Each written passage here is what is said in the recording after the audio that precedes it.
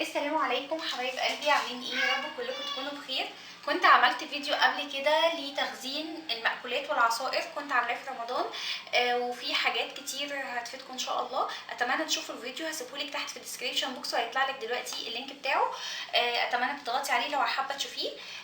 دلوقتي بقى النهارده طبعا احنا بنعاني جدا في التخزين المأكولات سواء الخضروات او الفواكه من حاجتين. اول حاجه الحراره العاليه زياده عن اللزوم في البروده بتبوظها، والحراره الاقل زياده عن اللزوم طبعا برضو بتبوظها. يعني السخونيه الزياده والرطوبه الزياده بتبوظ الحاجه سواء بره التلاجة او داخل التلاجة. طب ازاي احافظ عليها لو حاجات بره وحاجات جوه؟ فده اللي هنعرفه النهارده. اول حاجه هبدا بالفواكه. الفواكه زي مثلا التفاح، يفضل ان انت ما تحطوهوش في شنطة او حاجة مقفولة، تمام. لازم يكون متهوي، وحاجات تكون لو هتحطيه في بوكس او حاجة يكون يعني متهوي علشان ما يعرقش منك ويبوظ. تاني حاجة الموز بنعاني جدا منه ان هو بيبوظ بسرعة، وفي ناس بتقول ان هي بتخزنه في الفريزر. فانا صراحة حكاية الفريزر دي للموز بالذات يعني مش بفضلها، لان في نسبة مغنيسيوم وحديد لو زاد ممكن يسبب لك في امراض او يسبب لك في حاجات كتيرة جدا. فحكاية الخزين الموز في الفريزر الصراحة انا مش شايفاها صحية خالص. فالافضل طبعا ان انت تجيبي الموز اخضر وتحاولي تخزنيه بره، مش داخل التلاجة، لا بيبقى بره التلاجة وبيقعد كذا يوم عقبال ما يصفر ويبقى باللون ده. طيب لو انا جبت موز فردا بالشكل ده اصفر، اعمل فيه ايه؟ اول حاجة لازم يكون عندنا النايلون ده في البيت. مهم جدا ان انت يكون عندك النايلون ده في البيت علشان تخزني فيه الاكلات وبتعملي فيه حاجات كتيرة جدا. هتلاقيه متوفر في المحلات، وكمان يعني رخيص مش غالي، تمام. كل اللي انا بعمله هقطع جزء بسيط جدا عشان اغلف الموز. ممكن اغلف الموز كله لو انا عايزاه يقعد مثلا ل4-5 ايام الموزية كلها، وممكن ان انا اغلف يعني حاجة بسيطة زي اللي هوريها لكم دلوقتي. بس خدي بالك وانتي بتقطعيه عشان ده من النوع اللي هو يعني بيلزق تمام في بعضه، فلازم تفكيه، يعني لازم تكوني فرداه كويس، تمام.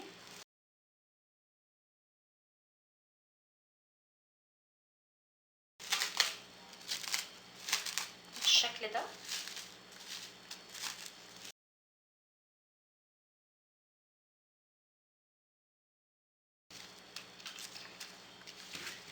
كده حبايبي. الموز كده غلفته بالكامل.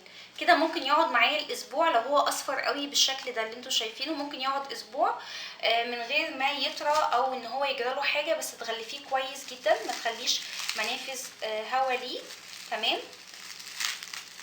وتخليكي واثقه ان انتي عاملاه، وبتحطيه برده في بوكس او في اي حاجه. او ممكن بقى الطريقه التانية ان انا عندي مثلا كده الجزء ده بشيله اللي هو الاسود ده، بقشره حاجه بسيطه وابتدي ان انا اغلفه بالشكل ده من الراس من هنا. فكده بيفضل برده معايا وبحافظ عليه، تمام. يبقى احنا كده عرفنا طريقتين لتغليف الموز، تمام. والتفاح ممكن تقدري تغلفيه برده بنفس الطريقه، مفيش مشكله.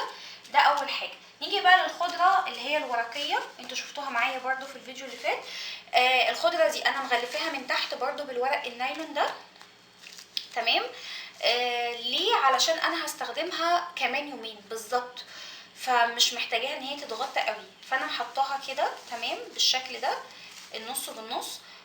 لكن انت لو عايزاها تقعد معاكي اسبوع، اسبوع ونص، تغطيها كلها، تغطي الورق كله وتشيكي عليها كل 3 ايام. تفتحي الورق ده وتشوفي ايه اللي دبل وتروحي شايلاه على طول، تمام. كده بتقعد معاكي الخضره لفتره طويله جدا بالشكل ده. اهم حاجه الجذور من تحت. طيب بالنسبه برضو عندنا البوكس ده برضو اللي انا قلتلكوا عليه في التلاجة، تمام. برضو البتنجان ممكن تغلفيه بالشكل ده، وبرضو الجزر، الفلفل. الورق ده بيحافظ لك فعلا. في طريقه تانية بقى للتخزين لو انت بقى عندك البوكسات اللي هي مقفوله، تمام، زي اللي انا وريتها لكم قبل كده، اللي هي بتاعه الطماطم مثلا. البوكسات دي بتاعه التلاجة دي انتوا شفتوها معايا، تمام.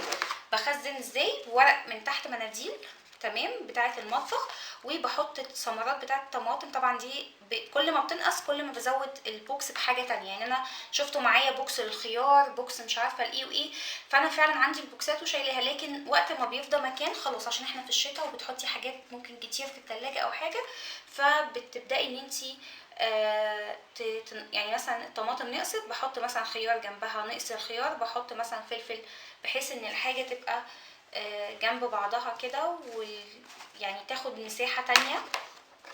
تمام، واوفر مساحه في مكان تاني، بدل ما احط بوكس مثلا على فلفلايه واحده او خيارتين، لا بجمعهم كلهم في بوكس واحد طالما قربوا يخلصوا. يبقى دي طريقه بالمناديل، دي طريقه بالورق النايلون. طيب عندنا بقى الكرنب والقرنبيط، طبعا مهم جدا وهنعمله مع بعض ان شاء الله باذن الله، انتظروني يعني. عايزه اعمله برضو احافظ عليه لفتره مثلا كذا يوم. احنا بنجيب القرنبيط بالشكل ده، ببتدي ان انا ازيل كل الجزء بتاعي تمام بالكامل من فوق، يعني بقطع كل حاجه فيها القرنبيط بالشكل ده، وهنعمله مع بعض. ها ببتدي ان انا اقطع الجزء بتاعي بالشكل ده تمام، ومن هنا برضو اروح شايله الجذور بتاعتي دي، لاني انا مش عايزاها العروق دي خالص، ولا يعني مش هعمل بيها حاجه. تخزين بقى القرنبيط في الفريزر هقول لكم عليه لما نيجي نطبخه مع بعض، يعني لما نيجي نقليه مع بعض ان شاء الله هقول لك ازاي تقدري تحتفظي بيه فتره اطول في الفريزر، وانا عملتها قبل كده في رمضان يعني. تمام، ده كده لمده مثلا ايه فتره بسيطه، اسبوع ولا حاجه، لو انا مش عايزه احطه في الفريزر، عايزه احتفظ بيه زي ما هو كده ني. ماشي، الطريقه دي هشيل على قد ما اقدر، وابتدي اجيب الورق النايلون بتاعي واغلفها بالكامل. فهي دي الطريقه بتاعتها عشان تحافظي عليها، وبتحطيها طبعا في بوكس زي ده او بتحطيها في الدرج بتاعك، بس تاخدي بالك ان انت قافلاها كويس، بتقعد معاكي ممكن اسبوع ما يجرالهاش اي حاجه خالص. ماشي كده.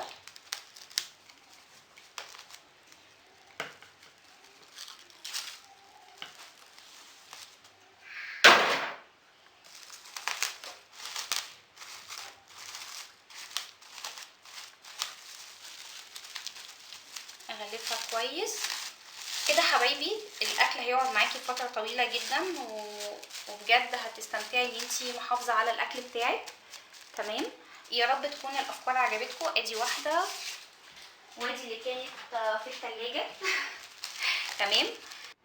وحبايب قلبي، لو عندك بقى في حاجة تانية، لو انتي عندك الفلفل ده يعني او الخضروات بتجيبيها في طبق زي ده، يفضل ان انتي لو مش هتستخدميها خلال يومين، يفضل ان انتي تشيليها من الطبق اللي هو الفويل ده وتحطيها في الورق بتاعنا، فهيبقى شكل الفلفل كده او الخضروات. لان ده برضو البتنجان ده انا كنت جايباه في طبق وشلته ليه، لان لما بيقعد فتره طويله ومقفول عليه في الطبق ده انتي ما بتاخديش بالك فبيعرق من تحت وبيبوظ. فنصيحه مني يعني لو هتقعدي الحاجه اكتر من اسبوع او اسبوع ونص، يفضل انتي تشيليها وتحطيها في الورق ده لوحده. بس كده حبايبي، يا رب تكون الافكار بتاعه التخزين عجبتكم. ما تنسوش بقى لايك وشير وكمان تعليقاتكم الجميله، وقولوا لي انتوا كمان بتخزنوا الخضروات او الفاكهه ازاي لاطول فتره ممكنه. واشوفكم ان شاء الله على خير في فيديوهات تانية، ومع السلامه.